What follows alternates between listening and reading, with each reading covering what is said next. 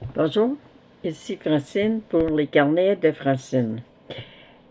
Suite à mon direct, j'ai certaines personnes qui m'ont écrit par la suite pour me poser des questions, me demander comment ils avaient créé telle ou telle situation. Et j'en ai retenu une. Pour les autres que j'ai pas répondu encore, je m'en excuse, ça devrait être fait le plus tôt possible. Mais il y a des parents qui ne comprennent pas que leurs enfants les manipulent, leur mentent, abusent de leur gentillesse, puis ils se demandent vraiment comment ils ont créé ça. Vous savez, je vous le répète tout le temps, tout ce qu'on fait, c'est au meilleur de notre connaissance. Moi, j'ai pas suivi de cours pour être une mère. Par contre, mes garçons n'ont pas suivi de cours pour être des bons fils. Et il a fallu qu'on apprenne à se parler, à communiquer, à dire qu'est-ce qu'on aimait, qu'est-ce qu'on n'aimait pas. Peut-être que vous n'aimerez pas ce que je vais vous dire présentement, mais si vous avez des enfants qui vous mentent, qui vous manipulent, qui abusent de votre gentillesse, ils ont fort probablement appris ça de vous, les parents. Et comme je vous dis, c'est pas le temps de dire, ben voyons donc, de voir si c'est de ma faute que ma fille ou mon fils soit comme ça. C'est tout simplement que, quand bien même que vous apprenez, vous avez un enfant, vous l'élevez d'une façon, vous avez un deuxième enfant, ben c'est bien de valeur. Votre façon qui fonctionnait pour le premier ne fonctionne pas nécessairement pour le deuxième.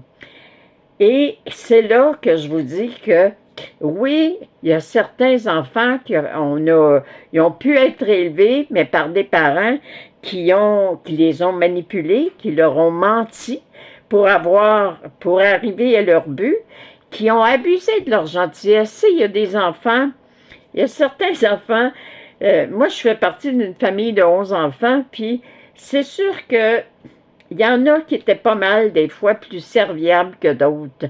Mais par contre, dans ce temps-là, qu'est-ce que la mère pouvait faire? Ben, elle, je vais lui demander, elle n'est pas capable de dire non, puis elle va accepter de le faire, puis ça va bien aller, puis... Fait que, qu'est-ce que la mère a pu montrer comme exemple? Ben, on peut abuser de la gentillesse des gens. On peut leur mentir, on peut dire, oui, si tu fais ça, demandez-vous la question, est-ce que j'ai déjà dit à mon enfant, si tu fais ça, ou si tu as des bonnes notes à l'école, si tu prends le temps d'étudier, si tu prends le temps de me rendre service, ben oui, tu vas l'avoir ce que tu désires. Oui, je vais te l'acheter ce que tu veux, tu sais. Et que finalement, c'est beaucoup plus cher que vous pensiez. Vous n'avez pas les moyens financiers de faire ça. Mais l'enfant, qu'est-ce qu'il retient? Ma mère ou mon père m'ont menti. Alors, faites juste un examen de conscience. Quand est-ce que j'ai manipulé mes enfants? Quand est-ce que j'ai menti à mes enfants? Quand est-ce que j'ai abusé de leur gentillesse? Puis une fois que vous allez réaliser, le garde, c'est comme ça qu'il fallait que je fasse, ou c'est comme ça que j'ai appris de mes parents. Puis, une fois que vous allez réaliser ça, asseyez-vous donc avec vos enfants, puis communiquez avec eux, puis leur dire, écoute, ça me dérange que tu me manipules, ça me dérange que tu me mentes tout le temps, que tu abuses de ma gentillesse, puis j'ai vraiment, regarde, je m'excuse là, parce que je réalise que avec toi, c'est ça qui fonctionnait. Tu sais, quand je t'ai élevé, c'est comme ça que ça a fonctionné pour que ça aille bien, notre relation, puis tout ça. Je m'en excuse parce que je t'ai appris à mentir, je t'ai appris à abuser de la gentillesse des gens, je t'ai appris à manipuler, mais à partir de maintenant, qu'est-ce qu'on pourrait faire pour tout simplement se respecter mutuellement? Et encore une fois, je te dis, je m'en excuse parce que j'ai jamais suivi de cours pour être une mère, puis j'ai agi au meilleur de ma connaissance. Alors, qu'est-ce qu'on peut faire ensemble pour que le respect puis l'harmonie s'installe dans notre relation en tant qu'enfant et parent. Alors moi, j'ai demandé à l'archange Isabelle, qu'est-ce que tu pourrais rajouter à ma réponse que je vais donner aujourd'hui? Et c'est la carte 28, présence. Nous, tes guides, êtres de lumière, tes serviteurs, nous savons comment nous devons œuvrer pour accomplir avec toi la réalisation de ton plan divin. Fais-nous confiance, car nous sommes toujours présents. Par cette carte, moi, l'archange Isabelle, je te réponds que personne ne peut toujours savoir comment elle peut aider les personnes qui lui demandent son aide. Alors, si c'est le cas pour toi, comment toi te permets-tu de croire que tu as toujours la solution à tout?